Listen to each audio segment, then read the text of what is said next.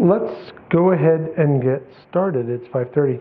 I know the vast majority of you were here last week, but we are taping this, and so it'll be up on our YouTube channel. I'll reintroduce myself. I'm Reyes Aguilar. I'm Associate Dean for Admissions and Financial Aid here at the Quinney College of Law. Welcome to our law school. The evening event for today is financing your legal education. I anticipate this will take about an hour and a half, maybe less, depending on the questions.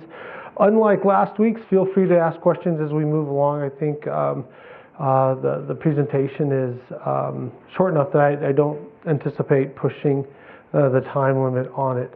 Also, we're, as I mentioned, taping it, so this will be available on our YouTube channel. I'll email all of you a link to the email addresses you gave when you gave us your information cards.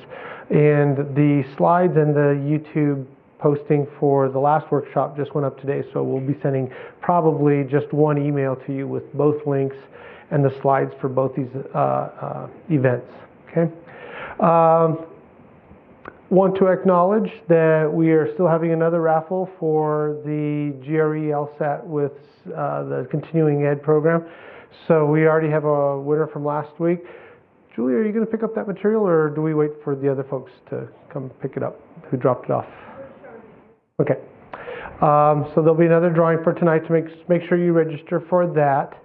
And Amy Urbanek from our pre-law advising program just wanted to confirm she has officially moved to building 44 now. So if you're a University of Utah student and you're looking for the pre-law advising office, that's where you head to. Okay. Let's go ahead and get started. It's financing your legal education. If you have any questions after tonight, please don't hesitate to reach out to me. My contact information is up on this slide. That is my actual direct line to the office and my direct email. Okay.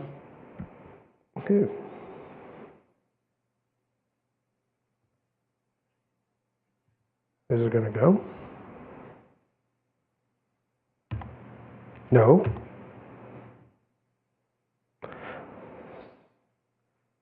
Sam, help me. It wasn't advancing. Yep. There's that. Oh, there. Well, there we go. Okay, now it is. Great. In talking to you about how you're going to pay for law school, quick show of hands. How many of you are in the application cycle now and plan to start in fall 2018? Hi, be proud of your starting. Okay, so this is really relevant to this group, although some of the things I'm going to say about the application process is going to be helpful for people who are 2 or more years away from applying to law school. In looking at this process, I want to talk to you about your next 5 years. The year of application, the 3 years of law school. I'm going to presume you're going to be going to law school as full-time students, so that's a 3-year program. And that last year, which is licensing, and I'll talk about that in a little bit more detail when we get there. But it's a 5-year investment approach for a lifetime investment in your education. I think that's the best way to approach this. And the reason I say that is this is a good time for you all to be applying to law school, and I think the trends are going to start shifting. Based on the demographics we see in the U.S., the number of people who are of graduate school going age, the changes in the economy, some of the changes in the politics, we anticipate seeing some increases in the applicant pool. We've been seeing big decreases in the applicant pool since about 2010, and they seem to have troughed out over the last couple of years. Last year we had a 1% increase, and this year we anticipate about a 0.5% decrease. But the numbers show that we should have an upswing, and we anticipate it to be about 5% this year. And after that, we'll see if it continues. So what does that mean from an economy of seats? Well, for the last good while, people have been afraid of going to law school. I think in terms of the costs, what the market says in terms of job availability and the salaries coming out of school, it wasn't making a lot of sense. But I think here again, if you look at law school as a lifetime investment, and this is a career, and you put some of those difficult to quantify values on it, such as job satisfaction, the kind of work you want to do, and is it limited to just the kind of work that lawyers do, counseling, advising, problem solving. It's been a good time in the last 4 or 5 years to be applying to law school because so few people are applying. So it puts you all in the driver's seat, sort of. There were about 52,000 law seats available at the peak of the largest applicant pool that we saw back in about 2010. At that time, there were about 90,000 applicants to law school and 52,000 seats available.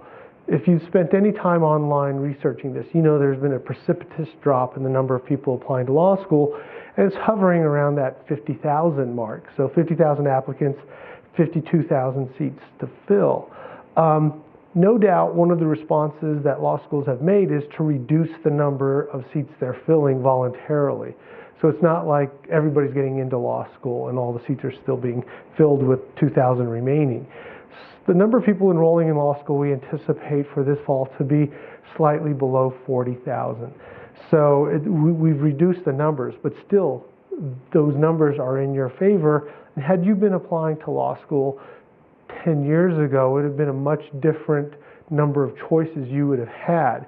Whereas now you're going to have some opportunities at some schools that, but for the time you are making, the time in which you are applying to law school, making application, you wouldn't be having these opportunities made available to you. So I think this Warren Buffett quote is very appropriate, that right now and up through this year, we anticipate that people are still fearful about applying to law school. The quote from Warren Buffett actually used the word greedy because he was referring to the stock market and investment, that one should be fearful when others are greedy and greedy when others are fearful. That's his approach to saying, look, when the stock market's going kind of crazy, that's when you don't know if a bubble's going to burst and you're going to be left holding the bag with your investments. But when other people are afraid of going into the market and you're making wise choices because you're not acting unless you engage in some serious thought, it can be a very opportune time for you to be looking at these kinds of opportunities from an investment standpoint. So I think it's helpful to have that in mind as you look at how are you going to pay for the law school experience. So as a lifetime investment, legal education is a lifetime investment. What I want to talk to you about in this approach is make sure that you, like with any investment, have your research done. You create a strategy about how you're going to make your money work most effective for you in the application and law school attendance process.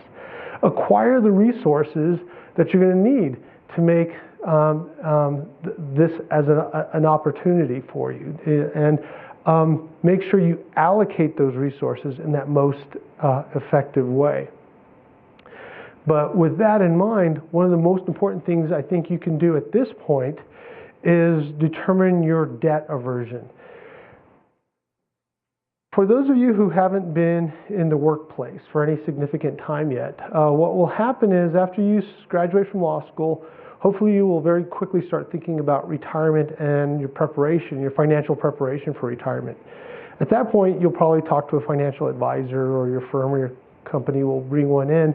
One of the first questions this person should be asking you is, what is your debt, your risk aversion?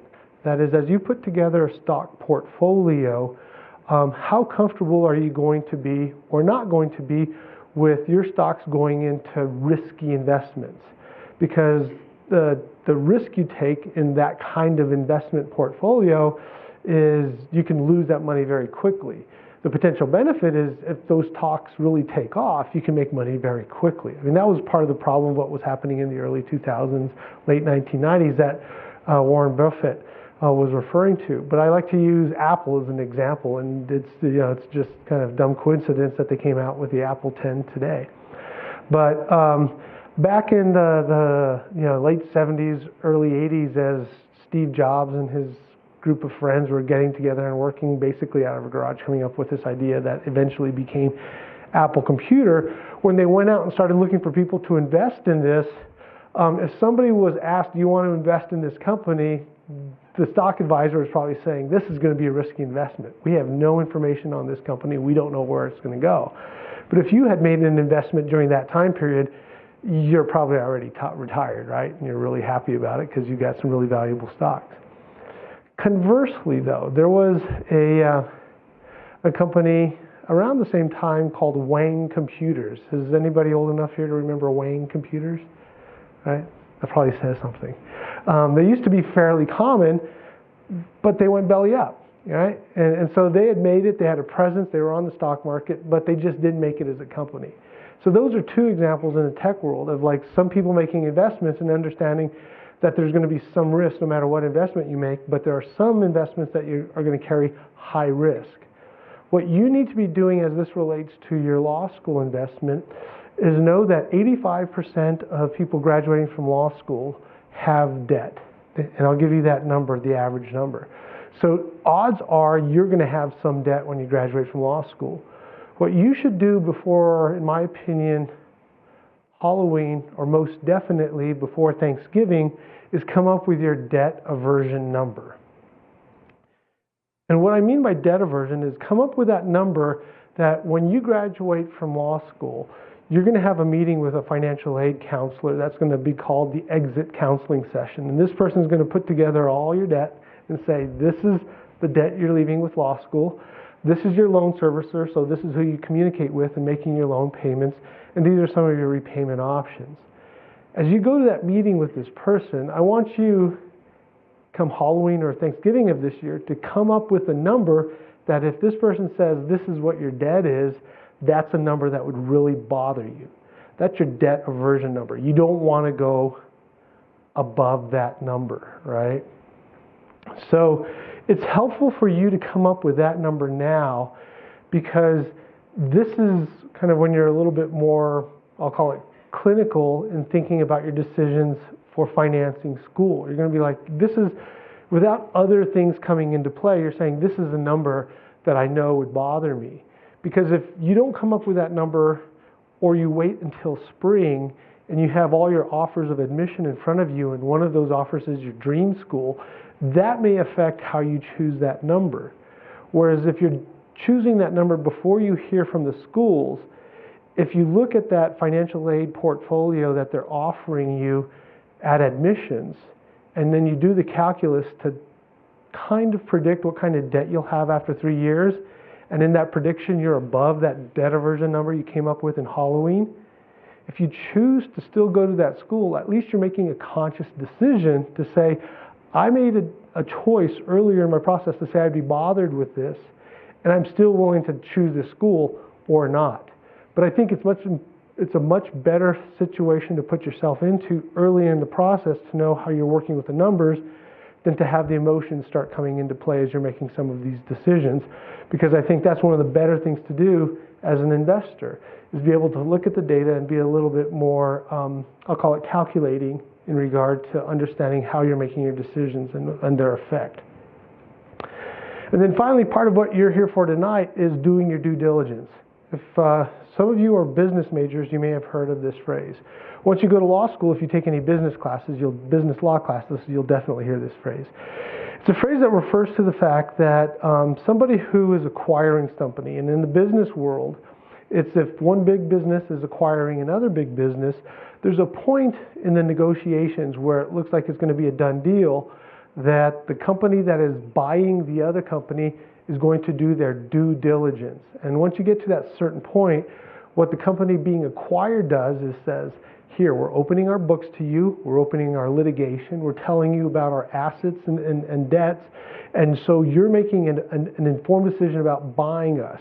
And that due diligence is when the accountants and the attorneys and everybody else starts going through that paperwork saying, what are we really going to get ourselves into if we buy this company? You need to do your due diligence about this process so that you're fully aware of what you're getting into in law as a profession, and more particularly financially about the school you ultimately choose to attend from a financial cost perspective.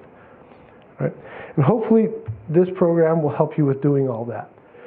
So we'll begin with the research. Here's some data trends. Law school tuition.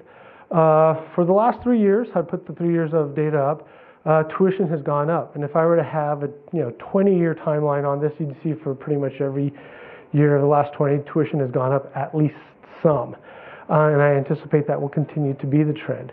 For people who are attending school at public institutions like the University of Utah, the average tuition nationally is almost $26,000 a year. For people who are classified as non-residents at these schools, the average tuition is $39,000, almost $40,000 a year.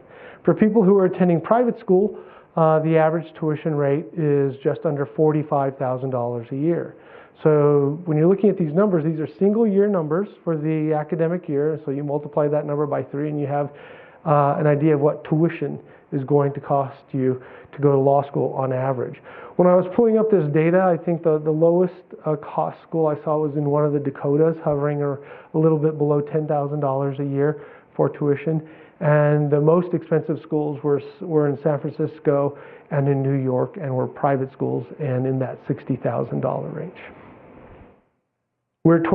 This year we are here at the U $27,700. So for the 17-18 school year, that's our tuition cost here for in-state students.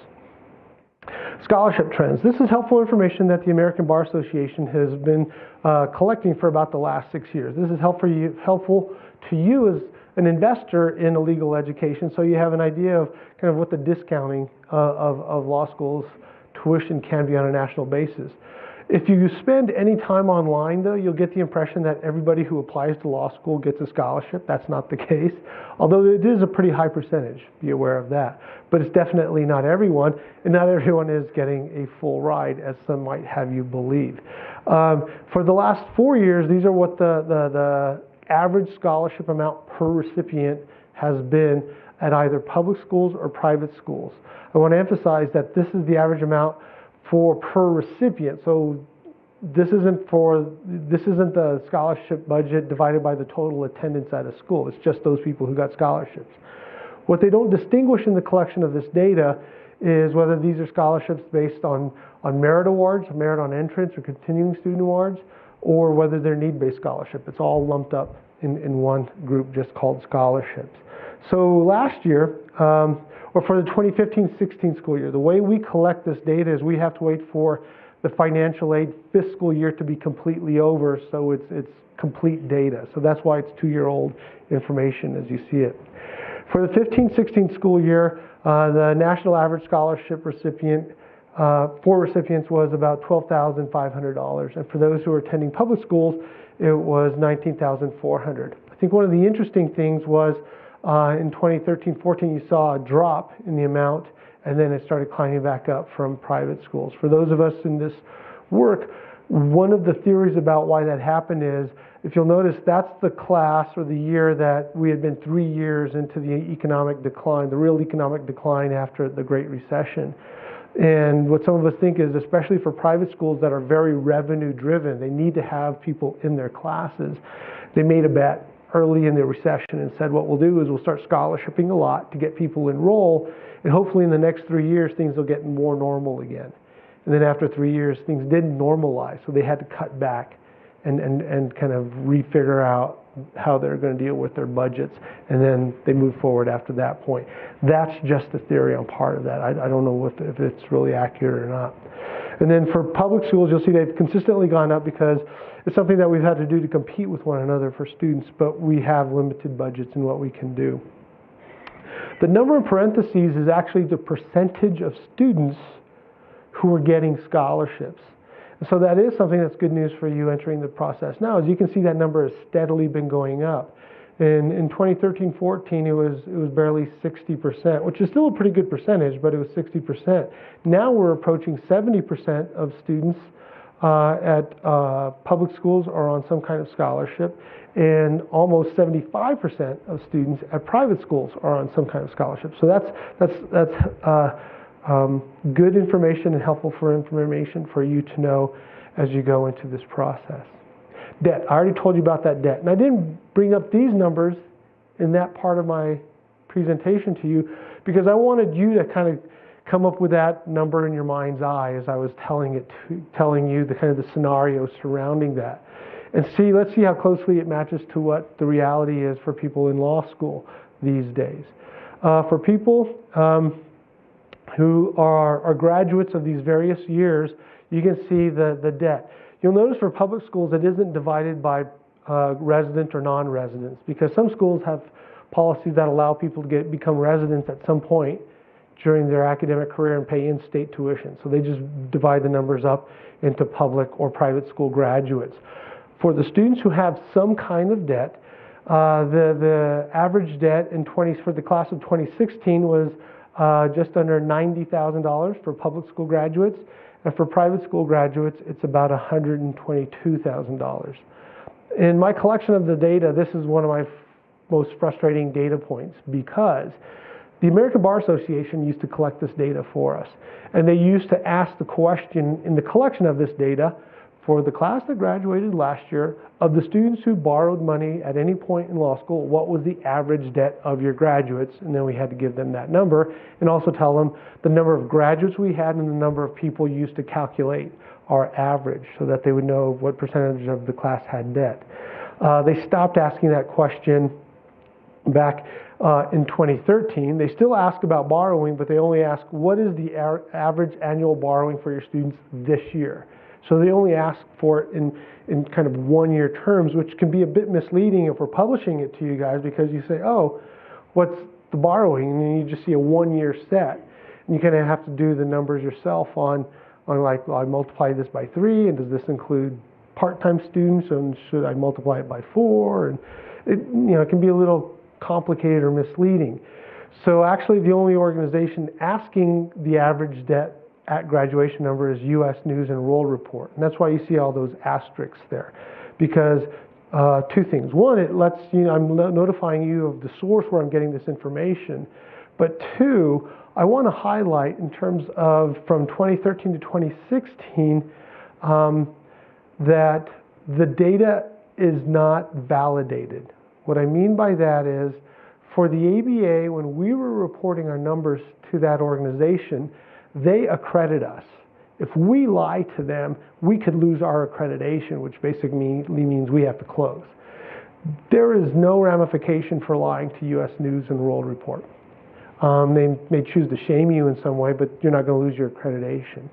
And so to that end, for example, what we have found for the last 2 reporting years for the classes of 2015 and 16, of the 202 ABA accredited law schools, in 2015, 16 schools chose not to report their debt numbers at all. They just left it blank.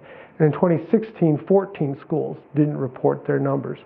And for me, that may explain a little bit why it appears that between 2014 and 2015, the average debt of private school graduates dropped, because the majority of those schools that did not report their numbers were private schools in large metropolitan areas in the East Coast.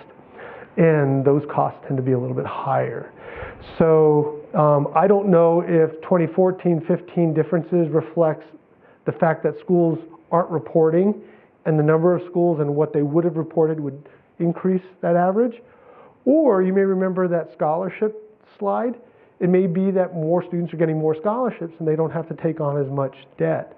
I don't know the answer to that, but this is a part of your due diligence in terms of asking the questions of the schools. If you didn't report your debt, why? And can you tell me as an applicant what it is?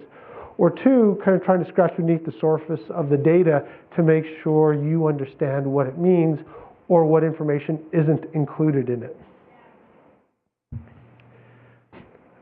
Here's your first dividend. I'm not a real frustrated guy, but I always say I'm a little frustrated when I'm doing these presentations with some of the data.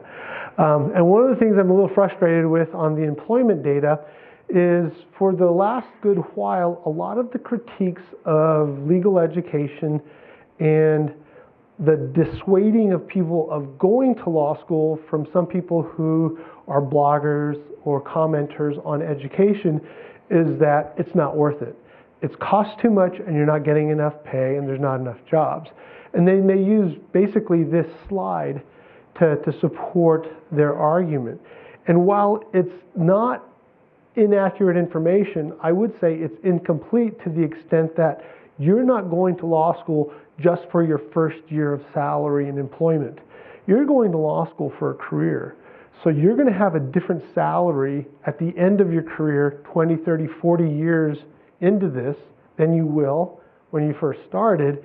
And how that employment rate affects you right out of law school is going to be different than once you've been practicing for 5, 10, 15 years. And there's been much less of a discussion about what is the long-term value of going to law school. What do you want to get out of a career? And is there a value that isn't necessarily measured just by first-year employment numbers? First-year employment numbers are important, though. It gives you kind of a starting point to say, hey, if I have debt, is the area or the field of work that I want to go into something that I think is reasonable in its average pay for me to be able to service that debt? Or are there other opportunities for me to pay that debt down with loan forgiveness, things like that, based on the type of employment I'm in, okay? So I provide this slide because it is relevant information. I would just ask that you also think beyond just these first year numbers. The numbers are kind of also good news for you again because we're going back up. From the class of 2013, the class that entered school kind of as the recession hit, and they graduated kind of at the worst time for the recession. The numbers showed that overall employment was about 85%, but that FTJD required represents a piece of data the way it's collected. They asked the question, what percentage of the class has jobs that are full-time and require bar passage or JD for the person for the job announcement, basically. And it's kind of like, it's what separated out everybody's job, including the people who are working as baristas at Starbucks is the classic example, to the people who have jobs as basically as practicing attorneys. And so in 2013, you can see just over 60% of law school graduates had jobs in full-time JD required positions. And that number has now climbed back up to 75%.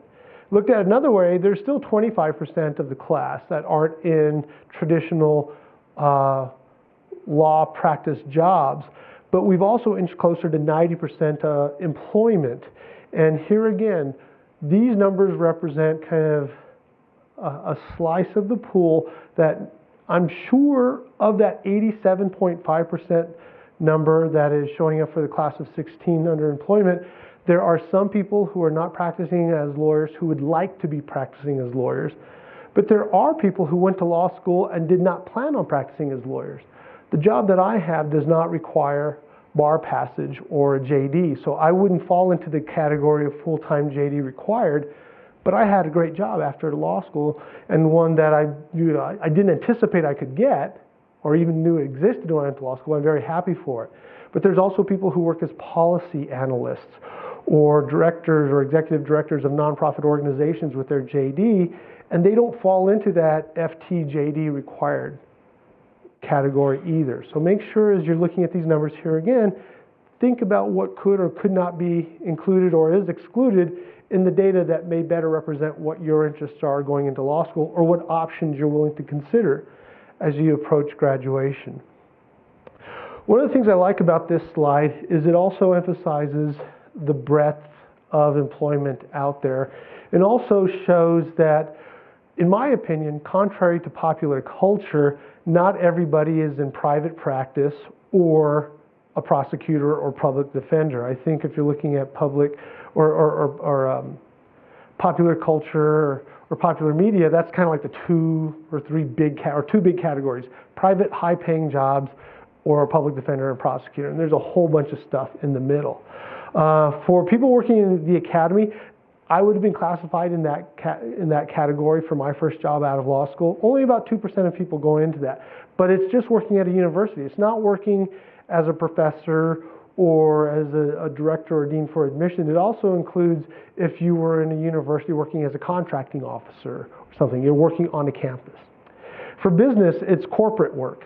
So you're working in the general counsel's office as an attorney, but it could also mean that here again you're working as a contractor or a contracting officer in a big company just dealing with their contracts but not necessarily doing the lawyering side of it. Or you're a director for human resources, things like that. You're in a corporation, not necessarily just in general counsel's office. Interesting there was through the recession and for a good while, that is where a lot of employment got absorbed. That Traditionally, that number prior to 2013 was in that 15% range. For the class of 2016, you're now seeing it's now back kind of into that 15% range. So I don't know if this is showing shifts or preferences for people, because 2 categories down, you'll see private practice. That number's ticked up to almost 53% now. And I'm going to show you a longitudinal chart to show how that's changed pretty dramatically in the last 10 years. Judicial clerkships, that's always hovered in that kind of 7 to 10% range, because that represents the job that people get to work for either in the federal or state court system as clerks for judges, which is basically like young advising attorneys for judges. You're doing bench memos, you're doing research for the judges.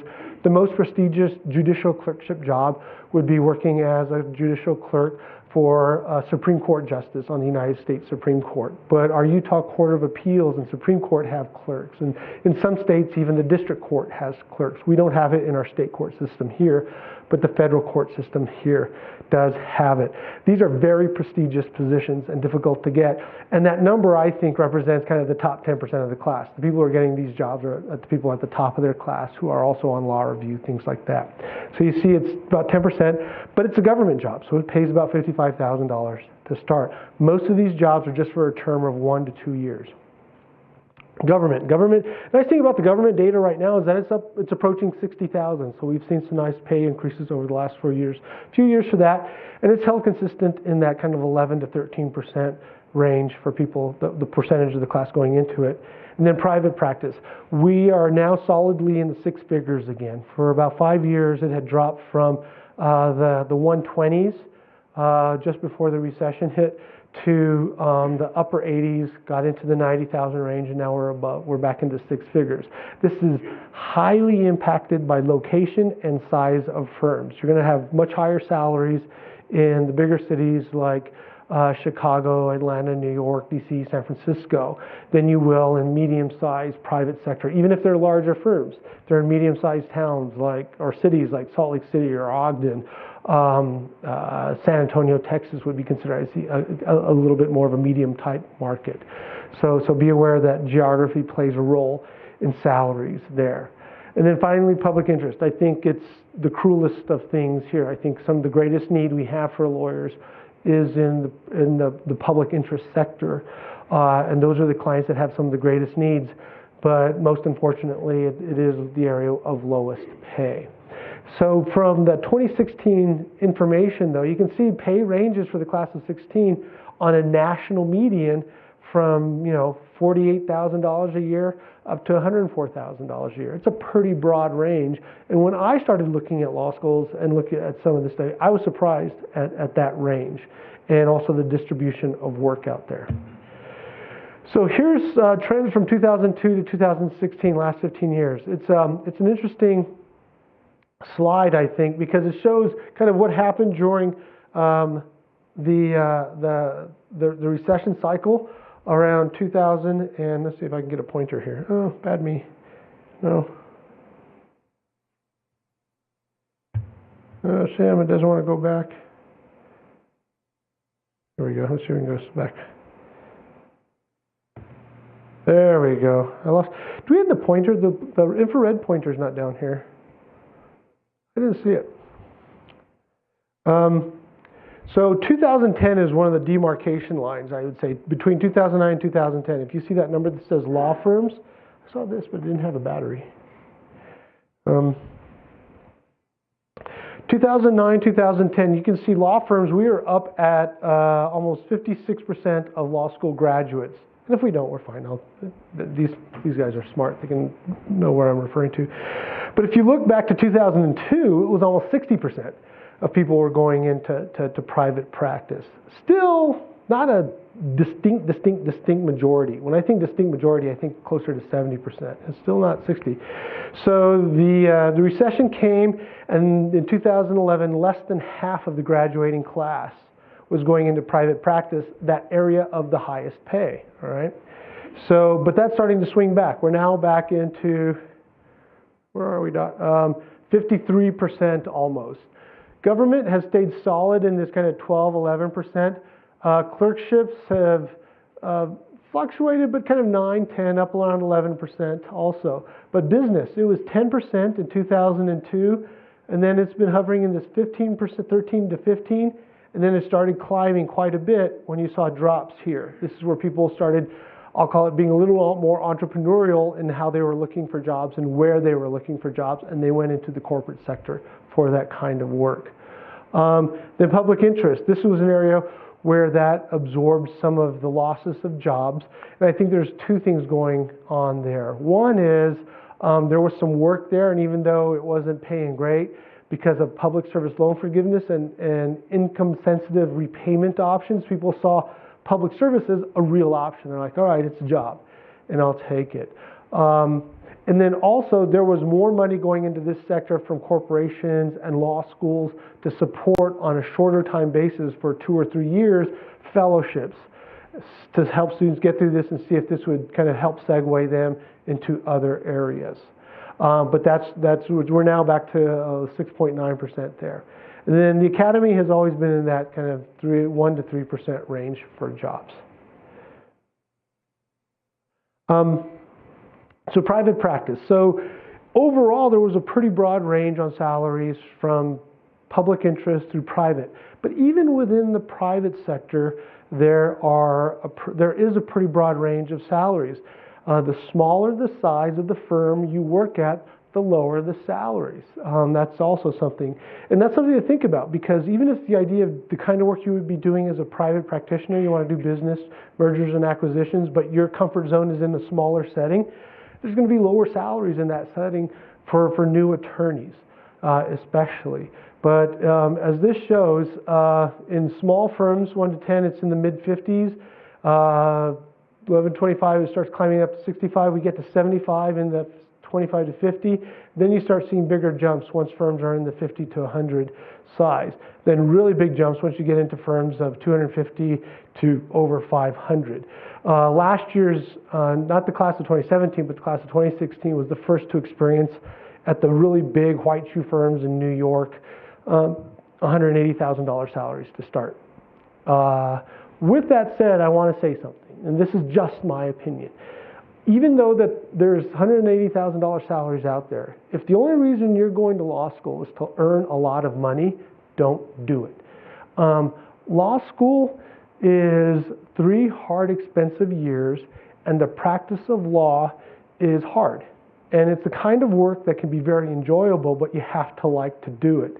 And if the reason you want to do it is to get rich, not to do the work, there's a whole bunch of other things you should be doing, whether it's an MBA or opening a business, that's going to get you wealthy much more quickly in a much more satisfactory way for you as a person pursuing that than doing this in the practice of law. Because also, for those who are doing well financially, there are costs. One is it's highly competitive to get into these kinds of jobs. And 2, they are not giving people jobs as a reward for doing well in law school. These jobs are being offered to people who have demonstrated they're capable of putting in those 80-hour work weeks on a very consistent basis, and that they're going to be in the office when they are told to be there and longer. And so it's a lot of work to fall into this category and keep that kind of job. That's just the reality of the marketplace. And I just want to be upfront about that. Okay, employment by firm size. And here's the distribution of those. As you're looking at private practice and saying, all right, here's, if one of your thoughts are, I'll take on some debt and I'll start off by making some good money and then go do other areas that I may have an interest on. Also realize that in the distribution of these jobs, of the people who go into private practice, about 30% nationally go into these really high-paying jobs. 60% go into these other jobs that are paying less than $100,000 a year, or about, at most, $115,000. So understand the distribution of the jobs. Most of the work out there is in these kind of 1 to 50 person firms. That's just kind of how the distribution of work is. Okay. And then 2 more slides on the research. This is called the Bimodal Graph. This is one of the crazy things about salaries in law school. When I hear somebody talk about a median or an average, I usually think that that number they give me is the apex of the curve, and it's a traditional bell-shaped curve, and that therefore the greatest frequency, the largest number of people being represented are at that median or at that average. With law school salaries, we have what's called either an inverted graph or curve or a bimodal curve, which means we have two humps in it. And what this represents is there's people that 30 or so percent that are at the real high end of the salary mark, and then that other 45 or so percent that are in those government jobs, the public interest jobs, the clerkships that are paying in that kind of 40 or that 50 to 65 range.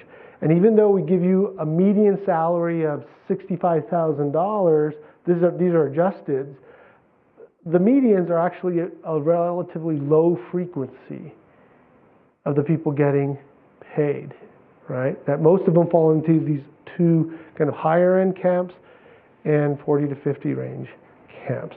So realize that. And I think it's a good question when you visit schools, to ask them how narrow or wide their bimodal graph is. You'll impress the career services person and have them fidget a little bit because they're going to have to look for this graph. But it also gives you an idea how broad that is. It hasn't always been this way. This graph started taking place in the mid-90s when the economy was really going crazy and the big firms just did not have enough people to get the work done. So they just started enticing people away from the other sectors, and they couldn't compete. So you ended up with this stretching of the graph and it ended up with two humps. There are economists who say that's not a healthy graph, that a healthy graph is represented by distributions in the middle. That's kind of an economically healthy graph. So we still wonder about this sometimes. Then finally, all the information I got for you, I shouldn't say all, the vast majority of the information I got for you is available from the American Bar Association on these things called Standard 509 reports. Law schools are required to provide you as applicants Standard 509 information in a very accessible way. We are supposed to have a link on the very front page of our websites that says 509 information, and you're supposed to be able to click it and get right to it, all right? This website, managed by the American Bar Association, I'm giving you because it's where they keep it for all the law schools. So you don't have to go to each school and get their information. And the fun thing about that, if you're a geek like me, is you can gather the data on all schools by section, and then it downloads to an Excel spreadsheet, and then you can start playing with it and make comparisons that way, or you can just look at it school by school, all right? So that's the research. I've done it for you. Say thank you. You're welcome. All right, but no doubt you're going to want to be doing this over the next year as this gets updated. We don't have to turn in our 509 data for the current school year until until October 5th. So that's where you'll get the most up-to-date information. So now you know kind of the lay of the land statistically on jobs and costs and tuition and scholarships and things like that. So what does all that mean as you're looking at the strategy and plan? Well, this financing of legal education, I've already told you what I think it involves. It involves 5 years, application, enrollment, and licensing. Why licensing? This is the second time I mentioned that. Well, how many of you are interested in going into either public service work or governmental work? Attorney General's office, hi. It's about 25%, so we're approaching that 15% mark. This is really relevant to you, but this also impacts people who are looking at private sector things, because when the recession hit, this became true for the private sector attorneys. But for public sector work, you need to know that when you graduate from law school, you are not a licensed attorney. You are a law school graduate, and your diploma is your ticket to be able to sit for the bar exam. The bar exam is administered in every jurisdiction in mid-July. So if you're interested in working for a public sector job, every job description I've ever seen for those types of employment opportunities gives a description of the job as a prosecutor, as a public defender, blah, blah, blah, but has a sentence at the end that says, and the candidate must be licensed in this jurisdiction, which means they cannot hire somebody who is just a law school graduate. That person needs to be sworn in as an attorney. And so In the jurisdiction of Utah, you don't get to be sworn in until the first week of October. So that's approaching 5 months after graduation. And you need to have a financial plan in place to meet your living expenses and the costs of sitting for the bar exam between May and October, when you're eligible to be hired by these entities. If you're considering moving from Utah and going to practice in a place like California or New York, so many people sit for those exams that they don't finish grading them until November. And that's when they let people know they've passed. But then there's more waiting. So many people sit for the bar exam in those jurisdictions, they don't do the character and fitness check until after they know who has passed, because they don't want to waste their time doing character and fitness for people who flunked the bar. So that takes another 2 months, and their swearing-in ceremonies aren't until early January. So in that type of jurisdiction, if you want to go work in the public sector, you're not eligible to be hired until 9 to 10 months after graduation. It's a longer period where you're going to have to support yourself. And that's why you have to have this plan for that period of licensing as part of this investment approach to law school. Okay, so strategy one. I think it begins with budgeting.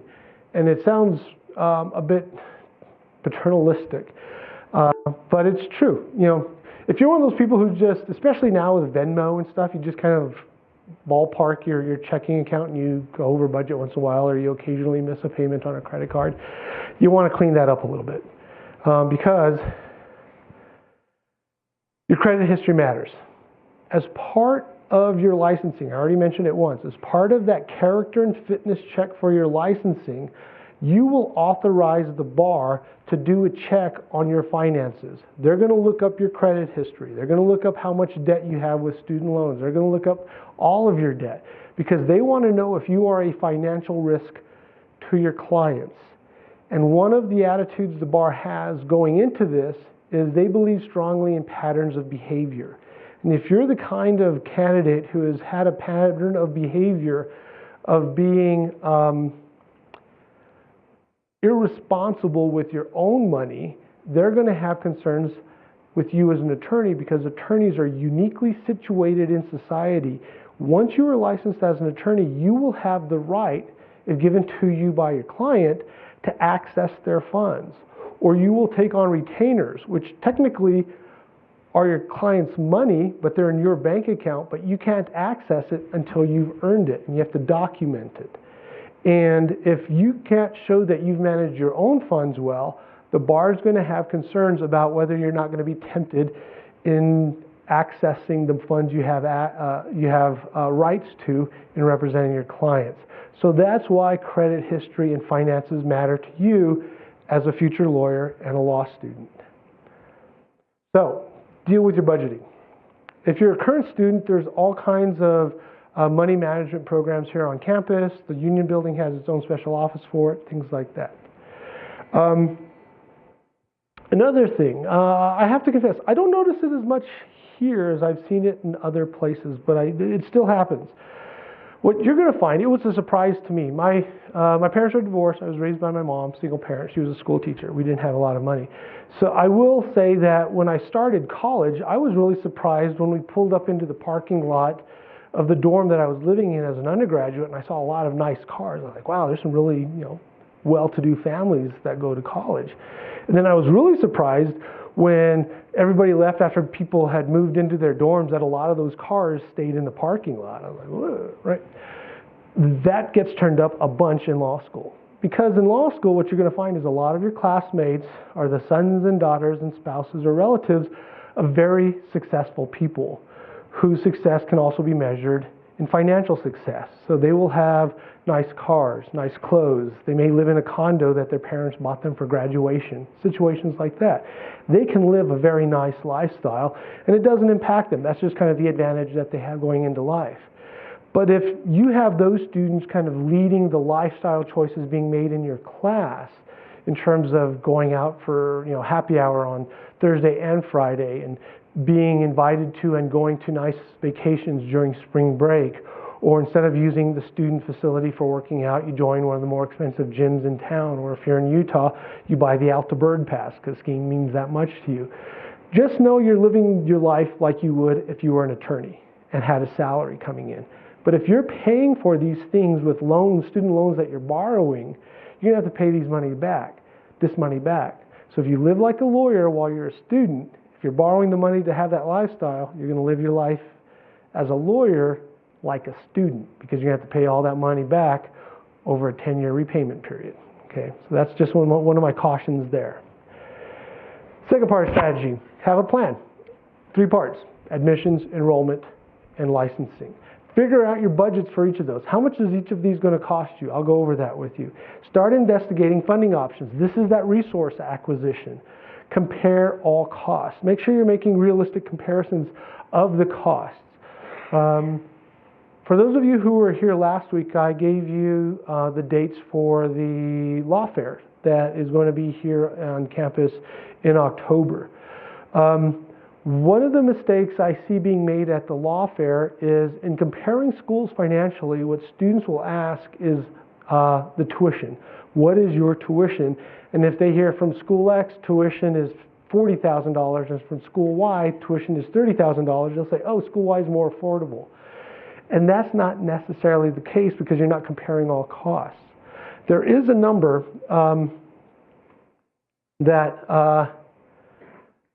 that schools have to maintain to be able to participate in the federal financial aid program, and that's the cost of attendance budget. And we have to follow federally mandated formulas in creating this budget. It'll include things obviously like tuition and fees, but also books, housing for the area in which our students live in on average, commuting costs, things like that. So in comparing all costs, when you go to the law fair, don't ask the schools what their tuition is. Ask them what is their total cost of attendance. Because if you ask a public school that's in a large urban area what their tuition is and that's it, they may have a lower tuition cost. But when you ask them what their cost of attendance is, that number may be driven up because of the cost of living in that city. Conversely, if you go to a private school, it may sound like they have high tuition and therefore they're more expensive. But if they're in a rural area, their total cost of attendance is diminished by that less expensive living situation. And when you've asked them both what their total cost of attendance is, you may find that they're actually more comparable in what you're really going to be paying in total over an academic year. So that's what I mean by comparing all costs. Consider and have contingency plans. This used to be a hypothetical until 2010. So think realistically about what happens if the bubble busts again, especially if you're using a 529 college savings plan that has mutual fund investments in it, or if you have a spouse or a parent that's going to be helping you with school, but that help is dependent on either an investment portfolio or a job that this person has or these people have. If that job goes away, what then, right? So have a plan for kind of like, well, if this funding went away, what would I do? Would I be comfortable taking on the difference in debt? Would I be more comfortable withdrawing for a year, getting a job, doing some savings and coming back? Would I feel more comfortable going to a part-time program and working while I pay it off? I mean, think about those things ahead of time so you're not scrambling to deal with it when the situation presents itself. That's what you're going to be doing as a lawyer anyway. So this is planning contingencies for your client. And then finally, ask the hard questions of yourself and of the law schools. I'll give you an example of that when we get to this. Part one, that first part of your plan, the application phase. Total expenses for law school that are what I call fixed is about $1,000. It's your LSAT registration, it's $180. The CAS reports for your transcripts and all of that, it's $185 and then $35 per school. We know on average people apply to 6 or 7 schools, so that's how I came up with that number. And then the application fee for schools, about $60. A lot of schools just don't have application fees anymore, and a lot of schools are like ours, and we just give away fee waivers like candy. Don't hesitate to ask for fee waivers, and don't. In my opinion, I think it's worth it to put yourself into the candidate referral service so that you can start getting emails from us being law schools. You get into that candidate referral service when you register for the LSAT through the Law School Admission Council, and you just authorize them to release your information. Once you do that, you'll get spammed, but a lot of that spamming will be in the form of, hey, apply to us and we'll give you a fee waiver, right? So you can make those costs go away. Then there's the invariable expenses, books, LSAT Prep, school visits, and tuition. On the fixed expenses, there is one way to bring those way down, and that is through an LSAT fee waiver. This is a financial-based waiver, and it's administered exclusively through the Law School Admission Council website. Go to their website, go to their search engine, type in fee waiver, it'll take you to the page. You can plug in information about yourself, financial information about yourself, and they'll give you a preliminary response saying you qualify or you don't for a fee waiver. If you do, then you'll have to follow up with some documentation like a copy of your taxes and things like that. A good indicator if you would qualify for it is if you're on a full Pell Grant here. If you're a current student, you're on a full Pell Grant, I think that's a good idea. You're in the ballpark for qualifying for an LSAT fee waiver. If you qualify for one, you get 2 LSATs, not just one, because we're seeing a larger trend and a trend in people taking twice, the LSAT twice. You get the CAS report with full report, 4 reports. You'll still have to pay for 2 if you're the average applicant, but that's only $70 instead of that that other cost. And then you get LSAT Prep. Right? This is the investment approach example I like to give to you. Remember that one part of the strategy that I said, resource allocation? So this is a good example of resource acquisition. I use those words specifically because I didn't say capital or money, because there's a lot of things that you may be able to get that aren't hard dollars. That if you can qualify for a waiver, there's no money exchanging hands, but it has some value. It becomes a resource, right? Same with resource allocation. You can see here, LSAT Prep. So it's $1,500. That's about if you're doing Kaplan. If you got the great deal that the C continuing ed program is at, it's $800, but it's still very pricey. But I've always been surprised when I look at the data that is collected for people who sit for the LSAT after exams, and the percentage of people who report that they prepared on their own for the LSAT. And I'm surprised because you guys are a smart group of students, and I think frugality kind of drives the decision. But if you think about it, I think people would come to a different choice if they thought about it. And this is what I mean.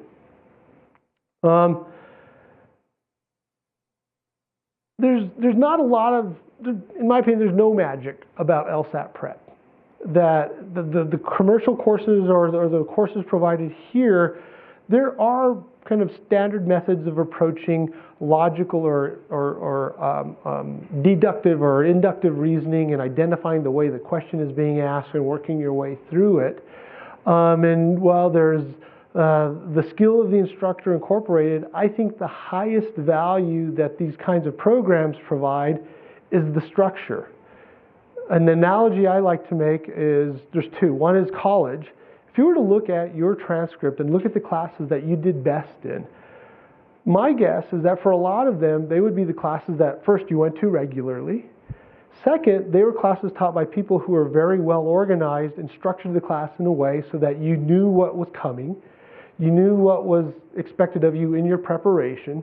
Along your way through that semester, you were tested or things were done so that you got a gauge of how you were performing. And when it came time for that final examination or for that research paper to be turned in, you were pretty on target for what you thought you were going to be getting because you were following this structure along the way. And that's a lot of what LSAT Prep classes do, commercial classes and others, is they have a place for you to go to on Wednesday nights and Friday nights from 5:30 to 7. They have a place for you to go to on Saturday morning, the 3 Saturdays before the test administration. And you're going there with a focus and a group of people who are going to be supportive, and there's information provided to you without the distractions of the computer or the TV or the kids or other things. And that can be very beneficial. The other analogy I make is the gym.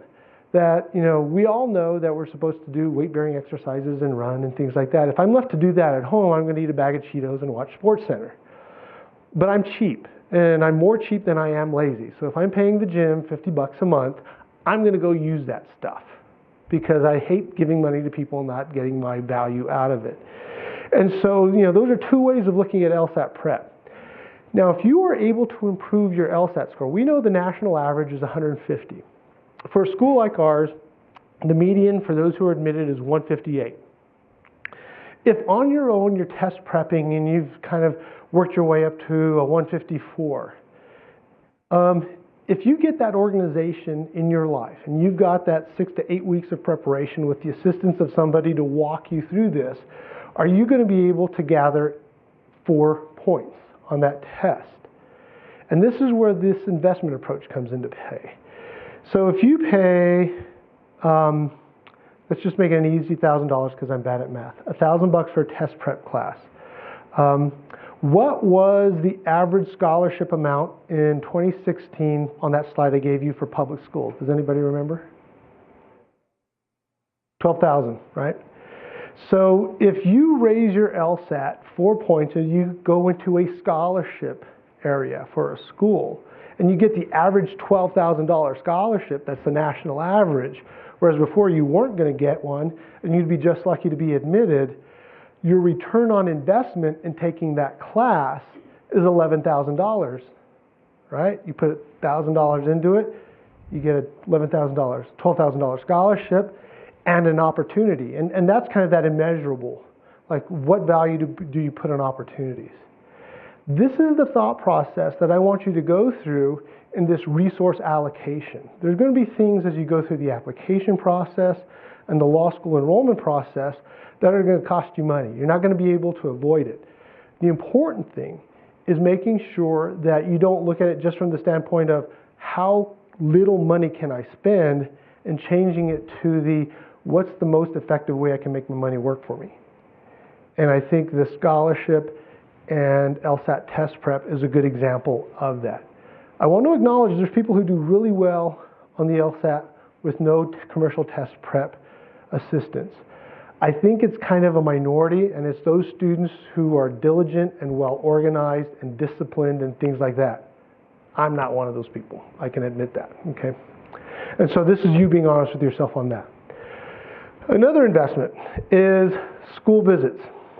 And that's how come it comes into this variable. I don't know what it's going to cost you. If you're only going to apply to the U and the Y, half a tank of gas and half a day from work to visit the 2 campuses.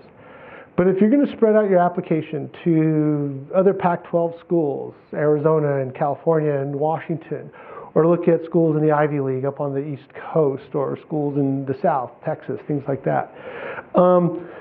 Once you're admitted to those schools, you need to visit them. Remember that phrase, due diligence?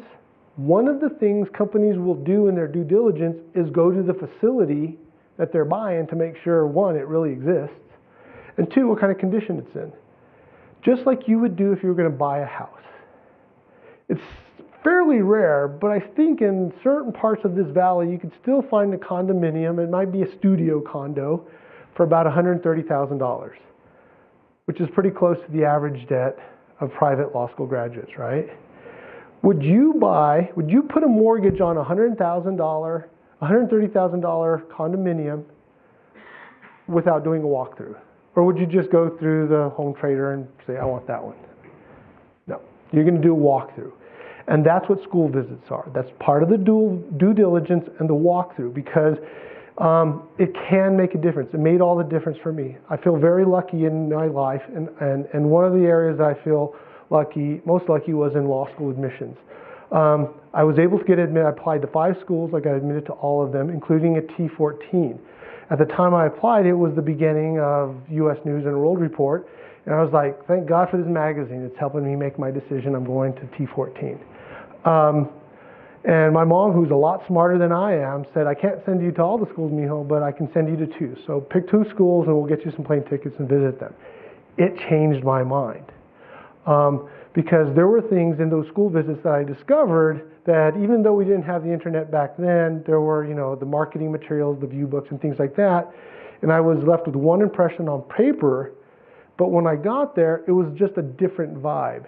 And before I went to law school, I was teaching at a school for students with disabilities, learning disabilities.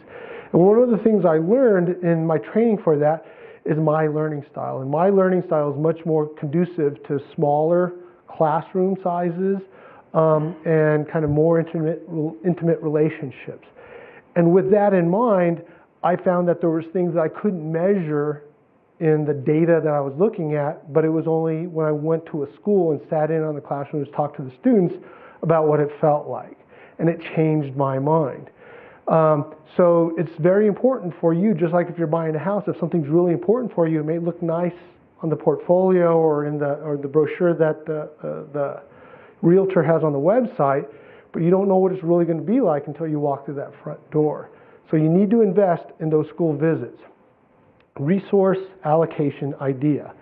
One of my suggestions is that if you're going to have a hard time having the funds to go visit schools, look to the people in your life. And if there is a person who travels a lot for business or otherwise, and they have a lot of Sky Miles, we're a Delta Hub. If you're going to be a college graduate this fall or spring, be a little bit bold, kind of like that Warren Buffett statement, and go to that person and say, hey, I know you know I'm graduating from law school, and I'm hoping you're thinking about getting me a graduation gift. I want to help you with an idea. Instead of giving me a briefcase or a pen, which is more standard, can I ask you to give me 25,000 Sky Miles? It's not going to cost you anything because you collect these like candy, and it's going to help me go visit a school without having to pay for the airfare. And my guess is that there's going to be people, if those are the kind of people in your life who travel a lot, they're going to be really happy because they don't have to be creative in what they give you, and it's not going to cost them any money, and it's something they have a lot of, all right? So be creative in trying to create opportunities for yourself to do these school visits, okay? All right, part two. Now we're going to start moving through. I like to spend time on the application process because this is where you are right now. But also it's the easiest examples for things like savings and investment. So we're going to speed up through the next few bits.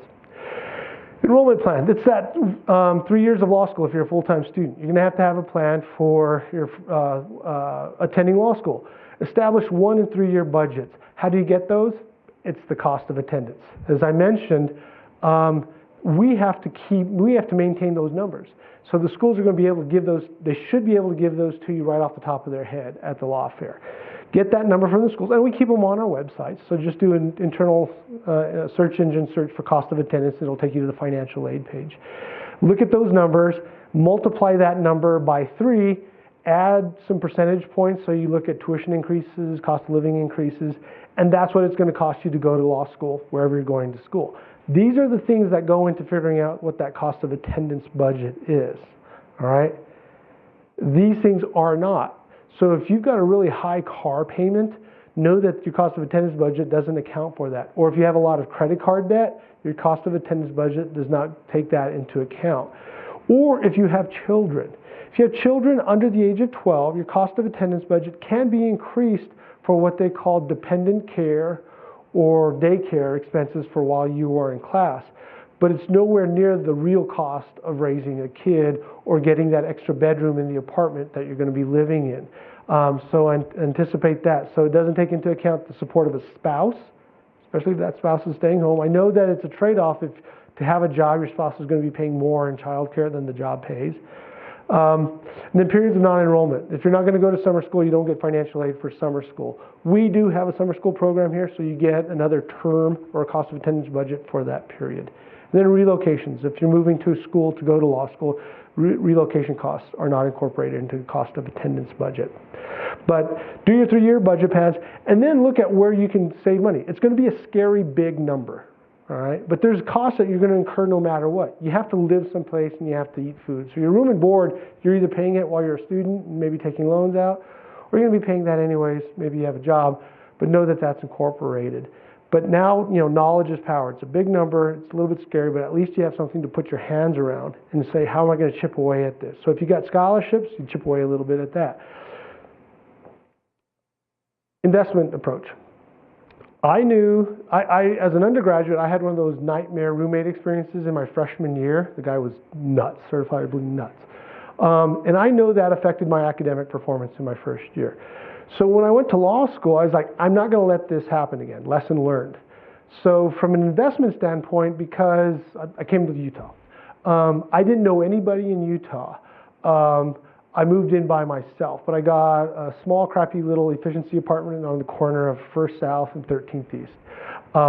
Believe it or not, it was $180 bills paid a month. So I kept those costs down, but then I knew I could further be cheap. I told you I was cheap. I could bring my costs down my second and third year by moving in with classmates. And 5 of us got this really big house, and it got really inexpensive because we were all pitching in for the not only the rent, but cable and things like that.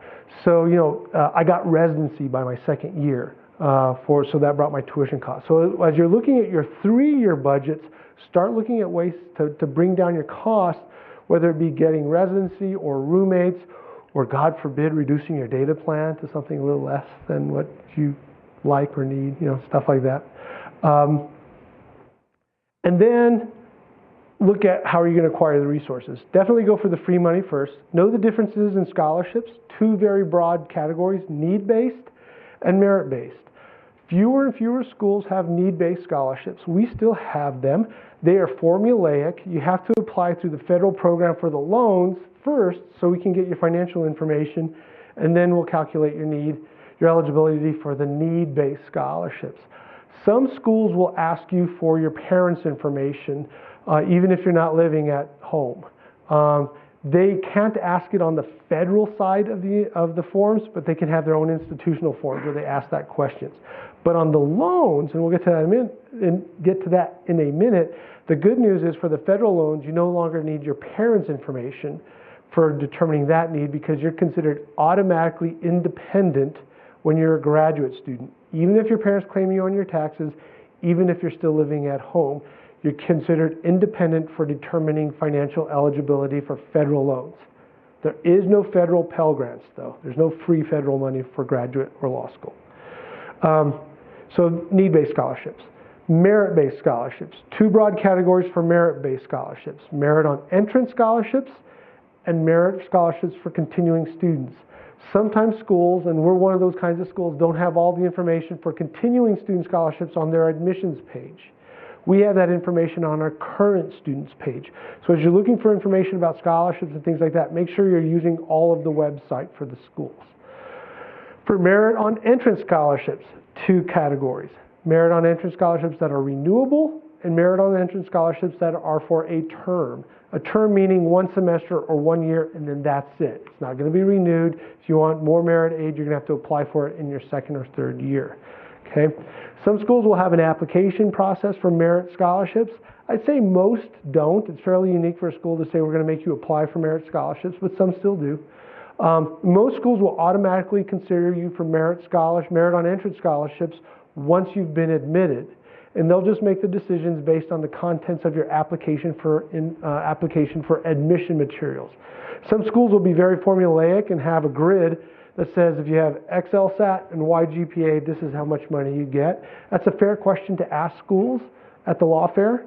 And sometimes they'll even carry the grid with them and say, yeah, if you do this well on the LSAT, or if you know your LSAT score, if you're admitted, this is what you'll get. So know that. Other schools are more of a broad, holistic method in identifying scholarship recipients. We're kind of in that category. We first make an admissions decisions, and then after we've made admissions decisions, we'll look at a certain group. Once we have a kind of a critical mass of admitted candidates that we can compare, then we make merit on entrance scholarship decisions so we know how we can best distribute the money in recruiting students. In those merit and scholarship, we do have a condition of it that the students maintain a 3.25 cumulative GPA. That means that students be performing roughly in the top half of their class. We think that's only fair. Not all law schools will have that. Some law schools will just have a requirement that you be maintaining academic eligibility. So 2.0 and you're good to go. But with the kind of money we offer, we think you're entering a profession where if you don't reach your billable hour goals in the firm that you're working at, you don't get the bonus. So, it's just our approach to this is that there's some value to it. We have an expectation of performance associated with that. One of the hard questions to ask of yourself and of the schools relates to that. So if you get a renewable scholarship offer and a school says, here's the condition, and it comes with a percentile or GPA, I think it's a fair question to ask the school, how many of the entering class have this scholarship? Because if they give you a scholarship offer and know that if they just give you a GPA, that's not going to be representative of class distribution. or percentile, because we all have different grading curves.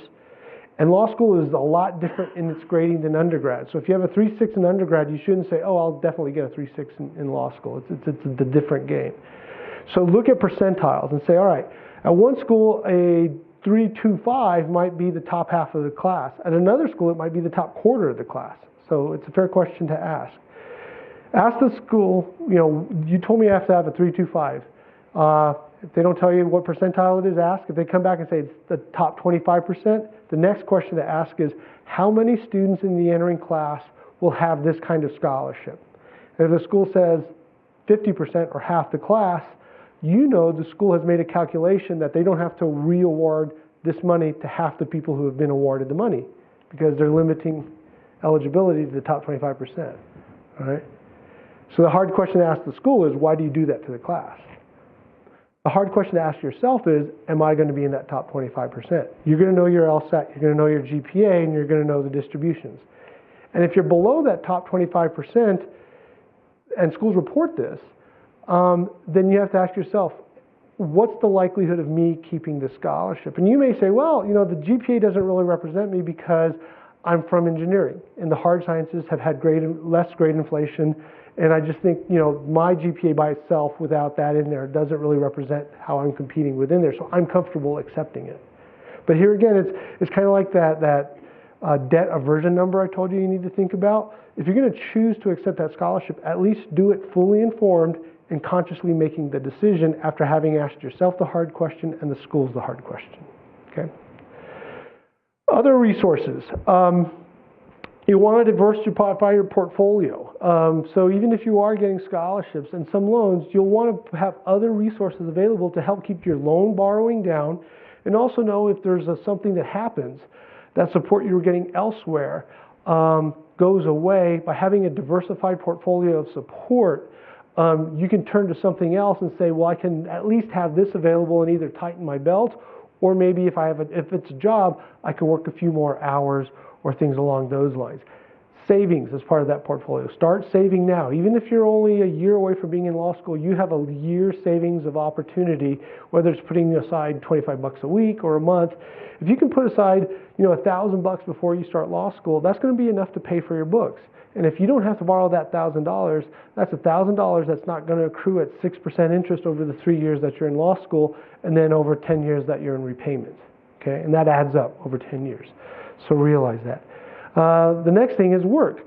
Even though a lot of law schools make it difficult or prohibit you from working in your first year, you should definitely be working right after that, from your summers throughout your second and third years part-time, because that's going to not only provide you money for living expenses and other things, but it also creates your network for employment opportunity. Gifts. It's kind of like what I said with the Sky Miles and asking somebody. This is an idea I stole from a student. She told me she did this and I thought it was brilliant. She crowdsourced before crowdsourcing was an idea. She basically told everybody in her life that gave her presents for religious holidays and anniversaries and birthdays and things like that, and said, look, I'm in law school now, so instead of giving me the traditional gifts that you gave me, whether it's clothes or a nice dinner out or whatever, can you just give it to me in the form of a gift card from either the bookstore or Amazon? And she said she never had to pay for books her 3 years in law school, because between her parents and her siblings and her spouse and her friends, her parents would obviously give her bigger gift card amounts over the year, and then her friends would give her smaller ones, maybe $10 or $15. But once she had them all together, they would add up to a fair chunk of change. And I thought that was a great idea in terms of getting people to help support her through her law school endeavor. Human resource and VA benefits. Any veterans or spouses of veterans? Nope. Okay, human resource benefits. One of the things you should consider while you are in law school is working for the university, either at the law school as a graduate assistant or a research assistant, or in another university department as a research assistant or graduate assistant.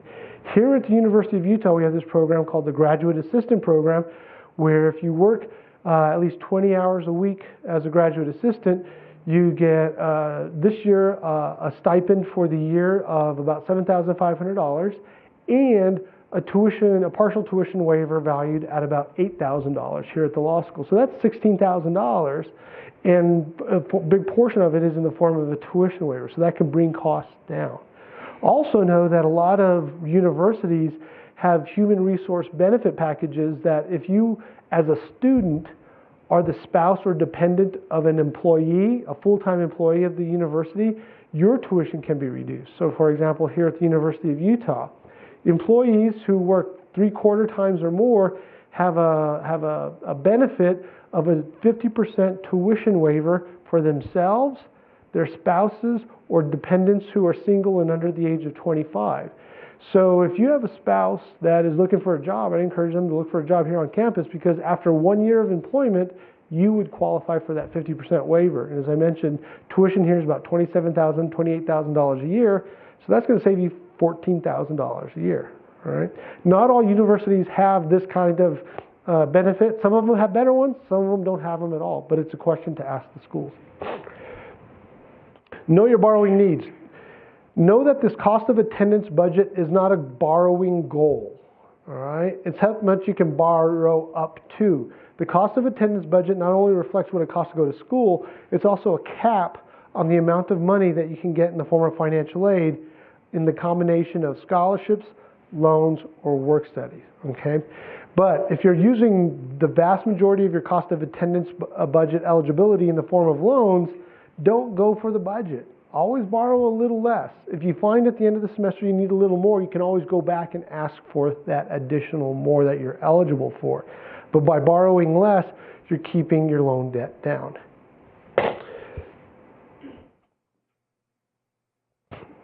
I want to make a couple things real clear about financial aid. Financial aid isn't just, and I think it's been made clear, but it isn't just about tuition or books. It helps you meet all the expenses associated with law school, but just living the life of a student. So one of the harder things that I've seen for some of my students who have come out of the work sector is they've had some pretty good jobs or pretty good lifestyles, and readjusting to the lifestyle of a student after having that full-time job. So no financial aid isn't about trying to keep you in that lifestyle that you're used to or you aspire to. It's just to support you in your life as the average student. And also that as a graduate student, you're considered independent, so you're not going to need your parents' tax information for calculating federal eligibility. Federal loan options. There's 4 basic federal loan options. I just caution you about the private loans. You'll probably start getting emails from private loan companies. They have pretty competitive interest rates. They're starting to go up because the Fed is raising interest rates now. But their sales point is we're below the national federal loan program interest rates. They may be, but the interest rates are variable with no cap. So if we enter an inflationary cycle, that interest rate's going to go up and it readjusts quarterly. Be aware of that. Also, there is a credit check, and you have to qualify on that credit check, and it's a pretty stringent one. There are private loans for bar examination preparation. So after you graduate from law school, you're no longer eligible for student loans because you're not a student. So we do have students who turn to the federal private loan programs for their bar exam loans. If you go to school here, we have a session that talks about that and the cautions to engage in. But there is resources, and there is a benefit in looking at those farther down the future. Institutional loans. Some schools have some pretty good loan programs out of their own programs. We have a very small one actually administered through the Hinckley Institute that our students sometimes use. But they may have comparable interest rates to the federal loan programs, but usually they aren't the exact same as it relates to federal public service loan forgiveness or income-based repayment or things like that. So make sure you ask questions about that. Then there's the Graduate Plus and the unsubsidized direct programs. These are the 2 most common programs. The direct unsubsidized loan program is an entitlement program. I call it an entitlement program because as long as you're not in default on a federal student loan, you get this money. So you know today you've got $61,500 in federal student loans that you can borrow through this loan program over your 3 years of law school. You're limited to borrowing $20,500 per year. Okay, it's a little confusing, and I use the bolded areas to explain this.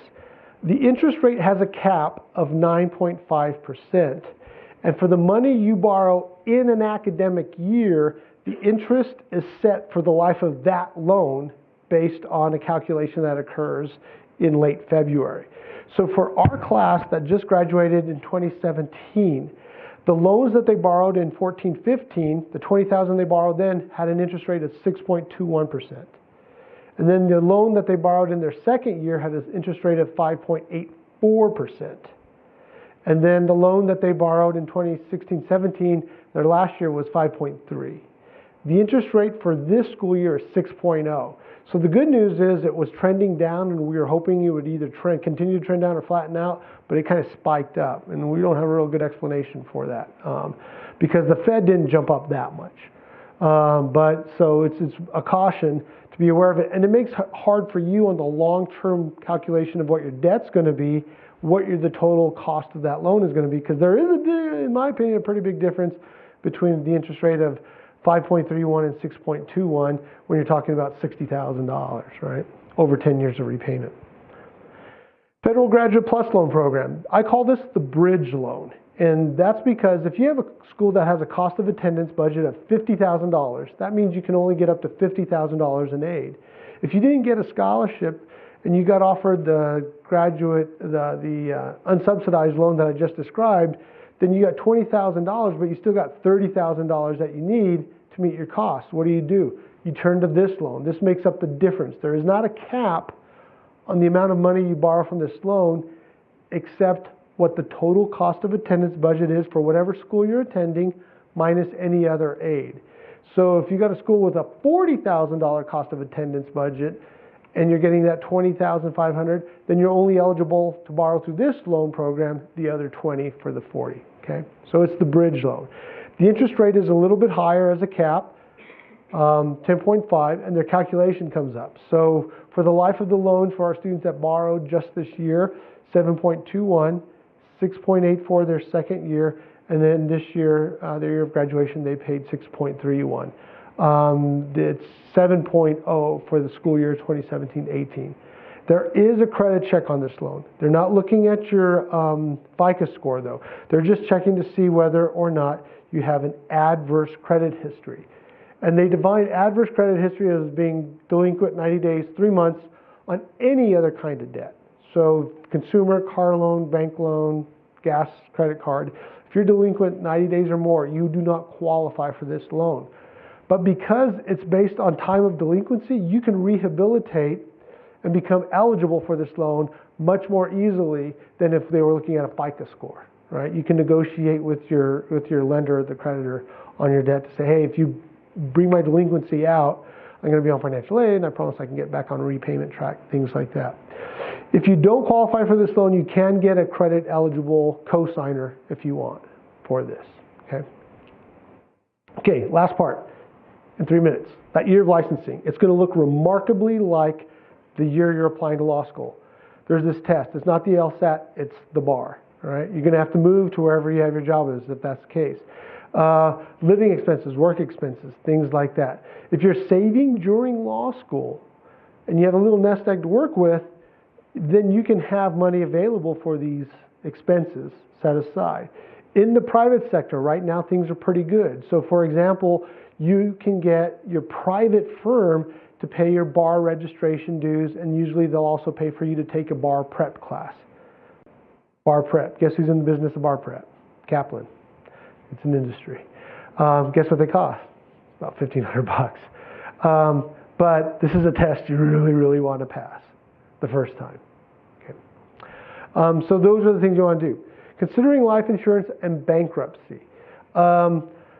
Bankruptcy, if you're looking at this and saying, it's a lot of expenses, but I'll just write this off to bankruptcy and I'm not going to sweat it. Know that bankruptcy courts treat student loans different than any other kind of debt, and it's very, very, very, very, very, very, very hard to get student loans discharged in bankruptcy. So don't make that a part of your financial plan. Not impossible, but near impossible, especially for people who I'm looking at in the age group that's here. Considering life insurance, if you're one of those people who has very low risk aversion to debt, one of the things, and the number you said, hey, I'm cool with $300,000 of debt, and if you end up with that kind of student loan debt, I would consider life insurance in this way. One of the great things about the federal loan programs is the loan can be canceled in the event of your death or permanent disability. That's why you pay a little bit higher interest rate than the rest of the market for these student loans, because if these kinds of things happen to a part of the pool, then they just cancel the debt, which is good. Your estate won't be responsible for the debt, which is different than any other kind of debt. If you pass away, you still owe on your car loan, right? So the difference, though, with this kind of debt is even though it can be canceled, if you have $300,000 of debt, the IRS, not the Department of Ed, the IRS looks at it a little differently, and they say this is a taxable event. It's like somebody gave you a $300,000 gift. So even though we're not going to do anything with this cancellation because it's the Department of Ed that deals with that, we're going to tax your estate $300,000. The $300,000 at 30% is a chunk of change. And so if you have a lot of student debt, one of the things you might want to do to protect your estate is take out life insurance at the value of what that potential cancellation would be. And then as you pay down your debt, you can either start releasing that life insurance or just change the benefactor in a way that, you know, it benefits family or so. But that's just one caution because that is part of the reality of this system. Then your loan repayment option. Those are all the current options. It's crazy. With the current administration and what they've already said about student loans, it's going to change. The difficulty of my work right now is I just don't know how to predict what way it's going to change. So I can go through these very quickly because while this will be changing, and I can tell you what currently exists is income-sensitive repayment options that you can look at federal debt, and if you had household income, your monthly debt payment under a standard 10-year repayment would be $1,100 a month. That's a mortgage, right? But if you entered into repayment on the income-sensitive or income-based repayment options, your monthly repayment would drop to about $352 because those repayment options are based on your salary, not the amount of debt you have. And those are currently options that you have available, but the formulas and how they come up with these numbers are going to change. So my advice to you is as you talk to schools, ask them what they do for their graduates at graduation in helping them make decisions about loan repayment. What we do is we bring in a consultant for a week, and for every student who requests it, we have that consultant sit down with that student for half an hour, look at their federal student loan program, look at the repayment options. He asks them what their life choices and the aspirations are for the next 5 years. Do you want to have a kid? Do you want to buy a house? Then based on the calculations he recommends, you ought to look at this repayment option because it's going to free up money for this. Or you might want to consider this repayment option because it continues to make you eligible for public service loan forgiveness, things like that. So those are among the questions to ask schools. And for those who don't have consultants that come in or give you extensive counseling at graduation, it kind of becomes a hard question because they don't have a very good answer for you, in my opinion. But know that this is the biggest part of the whole process that's going to change and makes the debt you acquired that much more nerve-wracking, I'll admit, but I just want to make sure you have the information. Finally, my recommendations. What I hope to have imparted to you is, even though it's a very exciting time in your life from an admission standpoint, and you want to create as many opportunities for yourself, don't let financial aid just happen to you. This cannot be a passive part of your application endeavor or your law school experience. You have to be engaged with it. Take control of it. Have a three-part plan. How am I going to pay for application, enrollment, and licensing? And it's complicated. You think, well, but you can do it. You're going to law school. You're going to be lawyers. Complicated, it's just nature of the game, okay? There's some helpful websites, so when I send you the slides in an email, they'll be in their full size so you can actually read the websites, things like that. Wow, I stayed almost on time. Any questions? Yes. And for those of you who need to go, that's fine. Go ahead and take off. What is the integrating undergrad student loans? The question was, how does prior student debt work into this? Because even if you went to graduate school and took out loans, this would come into play. All these loans, if they're federal student loans, go into deferment as long as you are in a degree-seeking program, which is what going to law school is. For the vast majority of the servicers on the loans you have borrowed, they participate in a clearinghouse. Well, all our registrar does is send in your student ID number, and they say, oh, this student is a federal student loan borrower. We're going to put their loans in deferment and he no longer has to make repayment. There is one servicing agency, I think it's Great Lakes, out of the Midwest, that sometimes asks for one more piece of paperwork for us to process. But even they don't do it consistently. I don't know why, it drives me crazy. But that, you don't have to worry about that debt, or payment, I should say. Keep worrying about it. Yes? So for need-based scholarships, I know when I was applying for my undergrad, I didn't really qualify for anything because I was considered an Yep. Is that the same case now that I have, I'm not on their tax return, I'm not, dependent of theirs? Am I considered an individual on those need-based scholarships, or am I still attached to them? The question is, as a need-based scholarship applicant, are you looked at the same way you were looked at when you were in undergraduate school and applying for need-based scholarships?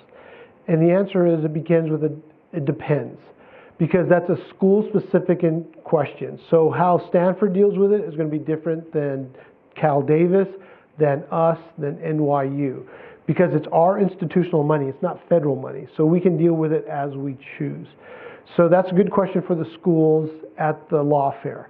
For the University of Utah's College of Law, you are treated the same in our need-based scholarship application process as you are in the federal loan application process, which means we consider you independent, that your financial resources are based on your financial situation as an independent individual.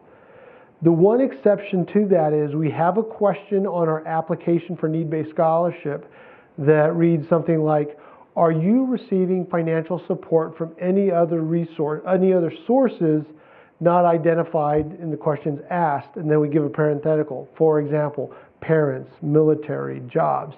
And so we're not going to have an expectation that your parents support you through law school, but if they are supporting you through law school, we do take into consideration that support, because that student is a little different than the student who doesn't get support from family. Okay. You're welcome. Question here, then there, then there.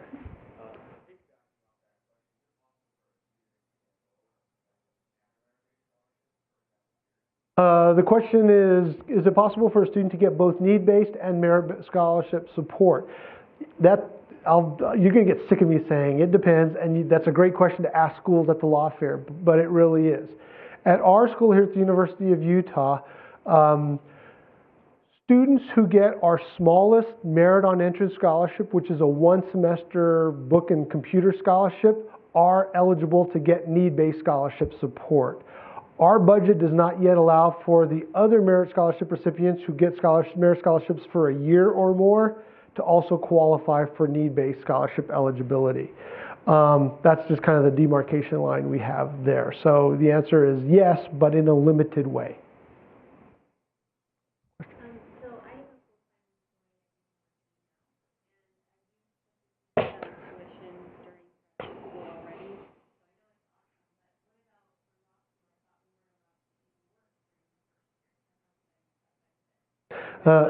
The question is, as a full-time employee of the University of Utah, how can she take advantage of the university's HR program for 50% tuition waivers for full-time employees? It's a long answer, and I suggest we talk afterwards. Because I've had people deal with it differently, but it depends on whether you're teaching or staff and you have sabbatical or not, or you've been here long enough for a leave of absence. And so let's have a conversation when we're done. Sorry, I don't have an answer for you, right? Question back here.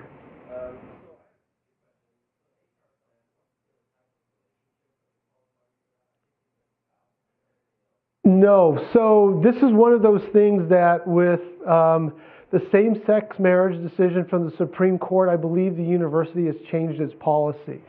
So it used to be that university employees got this 50% waiver, and after a year of employment, before the Supreme Court decision, their spouses, partners, and dependents also qualified for it. The condition on the dependents was that they be under the age of 25 and not be married. The condition on the partners was the employee and the partner had to sign an affidavit that they were in a committed long-term relationship or something like that. And that was a policy specifically to address the inability of same-sex couples to get married at the time. But now that they can get married, my understanding is the university has said, all right, so everybody can get married, so if a person chooses not to get married, this is a benefit that they're not going to be able to take advantage of because marriage is an option. That's my understanding. I may be completely wrong.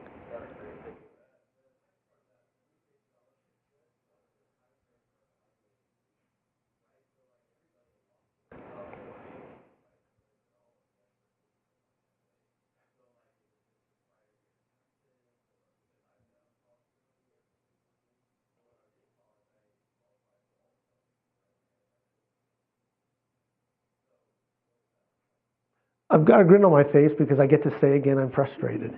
I'm really a happy individual. You guys just frustrate me with stuff. No, it got confusing last year because I will completely agree with your statement that we're all law school is extremely expensive, and relative to the cost of tuition and going to school, students are in desperate need of support. I think that's a fair statement.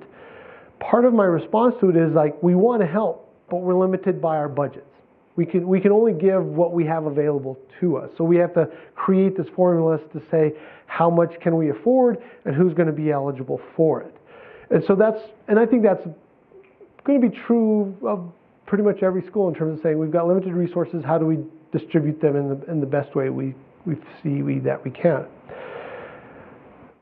But in describing your situation as a student who's been working for a couple of years, and then you're going to go from an income generating, I look like I'm pretty well off financial appearance, to now I'm a full-time student and making no income, how do we kind of measure that? My frustration goes to this change in regulations that took effect last October, that what used to be the case is we used your previous year's taxes. So if you were coming to law school starting in fall of 2017, we would use your taxes that you filed this past April, which were your 2016 taxes. It was based on your 2016 income, right? So your 2016 taxes, and say, this is a financial picture of your situation. This is a picture of your financial situation. And the way the Fed regs worked is they assumed the vast majority of people going to college are going to undergraduate school and are dependents of employed parents, which is a fair presumption, but not entirely accurate of everybody. So they say, this is our starting point. And for people who are like in your situation, going to graduate school as independents and only having worked part of the year before they went to school, there was a process to amend the information to say, this is what my situation really looks like. In the case of students like you, it took into account the 8 months that they worked prior to going to school to calculate what resources the school was expected to have them bring to the school. If they didn't have those resources, they could borrow against them in that Grad Plus program, right? Or it would make you perhaps more eligible because it's a slight reduction from your taxes in the previous year, so it may make you eligible for need-based scholarship. Because parents were very frustrated with the fact that either they had to do their taxes very early or they didn't get a financial aid package if they had to wait till April when they filed their taxes or got an extension, the Department of Ed said, all right, we're going to create what's called the prior rule. We don't think families' financial situations are changing that much from year to year. So if your undergraduate student was planning to attend school in fall of 2017, we're going to require you to use your 2015 taxes 2 years ago to calculate your need. For somebody like you, that affects you twice because you're going to have to do this amendment when you're coming to law school. And then in your second year, they're going to be like, well, let's use your 2016 taxes when you were still working to make this need. So it adds some more bureaucracy. There are amendments you can seek to be made, but quite frankly, since this is a newly instituted program and we haven't entered the second year of it, I'm not sure, I don't have the information to tell you how they're going to adjust the calc on that for people who are graduate students and working 2 years ago, but have now since been students not working for the last 2 years. So we know the problem exists, but we don't have an answer for how it will be dealt with next year yet. It'll probably be coming around in October. Okay. Other questions? It's complicated. Yes. I believe you mentioned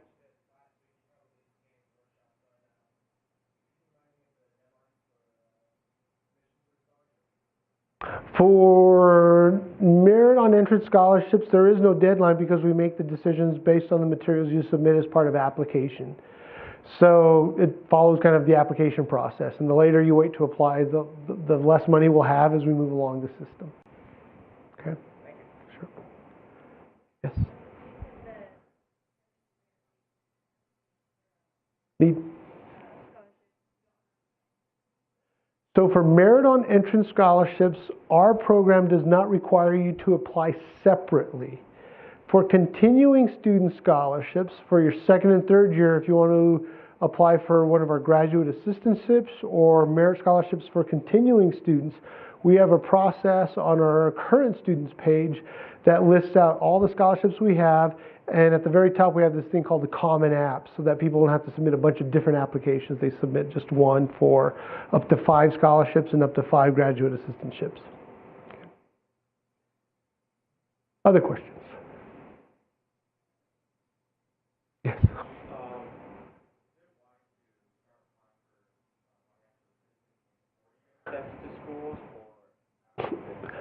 There's only so much you can do before you apply to schools or even while you're in the application process. I would definitely do the I'll call it the foundational application that kind of starts all of this. It's called the free application for federal student aid. It's an online form. Do that as soon as possible, but just know that once you've done that, you're just going to be in the queue until schools start making decisions on you. And once you've been admitted, the schools will communicate with you about what more you need to do for their process, whether it's an institutional form to get you into the financial aid system at the university level, or it's a need-based scholarship application that you submit to the College of Law specifically, or if there's other things you need to be doing for the merit on entrance scholarship. That's kind of school-specific information. I would say you should be investigating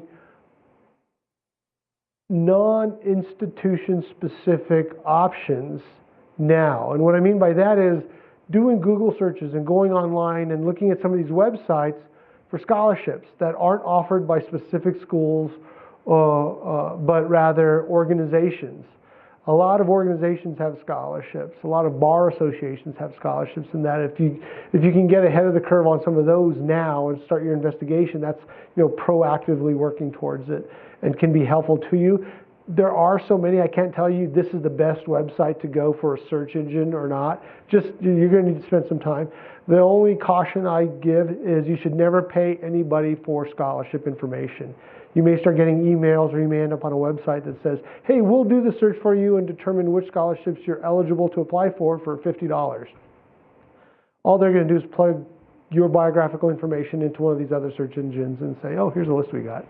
Thank you for your money. Other questions? Was this helpful? All right, good luck. You're going to rock it. I'm happy to talk to you, and I'm going to hang around here too if there's some private questions you have, and I'll turn off the mic.